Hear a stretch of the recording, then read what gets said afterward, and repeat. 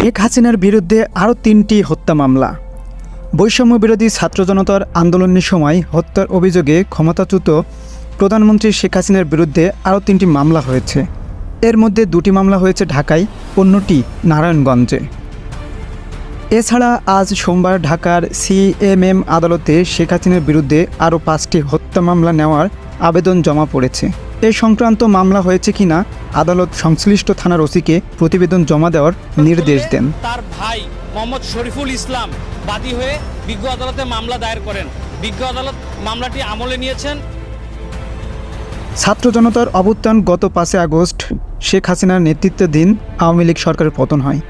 এরপর থেকে সোমবার পর্যন্ত আওয়ামী লীগের সভাপতির বিরুদ্ধে 197টি মামলার তথ্য পাওয়া গেছে। এর মধ্যে 176টি হত্যা মামলা,